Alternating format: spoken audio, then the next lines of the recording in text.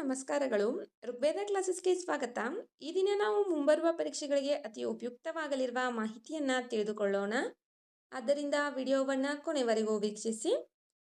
ಈ ದಿನ ನಾವು ಮೌಂಟ್ ಮಕಾಲು ಬಗ್ಗೆ ತಿಳಿದುಕೊಳ್ಳೋಣ. ಮೌಂಟ್ ಮಕಾಲು ಇದು ವಿಶ್ವದ 5ನೇ ಅತಿ ಎತ್ತರದ ಪರ್ವತ ಶ್ರೇಣಿಯಾಗಿದೆ. ಇದು ಸಮುದ್ರ ಮಟ್ಟದಿಂದ 8485 ಮೀಟರ್ ಎತ್ತರದಲ್ಲಿದೆ. ನೇಪಾಳ ಮತ್ತು ಟಿಬೆಟ್ ನಡುವಿನ ನೇಪಾಳದ ಹಿಮಾಲಯದ ಮಹಾಲಂಗೂರ್ ಶ್ರೇಣಿಯಲ್ಲಿ ಈ ಮಕಾಲು ಪರ್ವತವಿದೆ. ಇತ್ತೀಚೆಗೆ Indo Tibetan border police ITBP ಈ ಮಕಾಲು ಪರ್ವತ ಶ್ರೇಣಿಯನ್ನ ಯಶಸ್ವಿಯಾಗಿ ಏರಿದೆ ಎಂದು ಚೀನಾದ ಗಡಿ ಕಾವಲು ಪಡೆ ತಿಳಿಸಿದೆ. ಆದ್ದರಿಂದ ಇದು ಸುದ್ದಿಯಲ್ಲಿದೆ.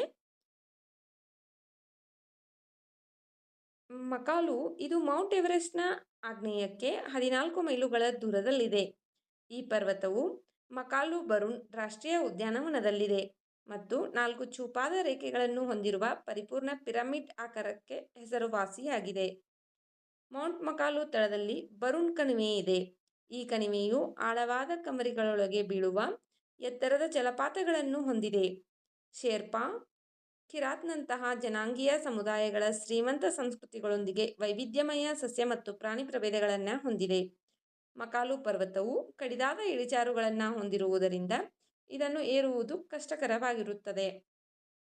ಜಿನ್ ಫ್ರಾಂಕೋ ನೇತೃತ್ವದ ಫ್ರೆಂಚ್ ದಂಡಯಾತ್ರೆಯ ಲಿಯೋನೆಲ್ ಟೆರೆ ಮತ್ತು ಜಿನ್ ಕೌಜಿ ಅವರು ಮೇ 15, 1955ರಂದು ಮಕಾಲು ಶಿಖರವನ್ನು ಮೊದಲು ಏರಿದರು. ಮಕಾಲು ಶಿಖರ ಇದು ವಿಶ್ವದ 5ನೇ ಅತಿ ಎತ್ತರದ ಪರ್ವತವಾಗಿದೆ. ಇದು ನೇಪಾಳ ಮತ್ತು ಟಿಬೆಟ್ ನಡುವಿನ ಗಡಿಯಲ್ಲಿದೆ.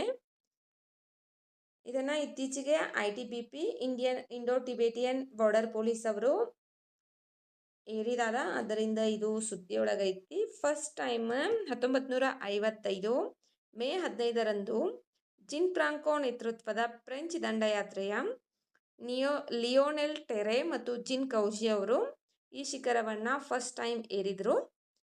ವಿಡಿಯೋ ನೋಡಿದ್ದಕ್ಕಾಗಿ ಧನ್ಯವಾದಗಳು. ವಿಡಿಯೋದಲ್ಲಿರುವ ಮಾಹಿತಿ ಉಪಯುಕ್ತವೆನಿಸಿದರೆ ವಿಡಿಯೋಗೆ ಒಂದು ಲೈಕ್ ಮಾಡಿ. ಮತ್ತಷ್ಟು ಮಾಹಿತಿಗಾಗಿ ನಮ್ಮ ಚಾನಲ್ನಲ್ಲಿರುವ ವಿಡಿಯೋಗಳನ್ನು ವೀಕ್ಷಿಸಿ.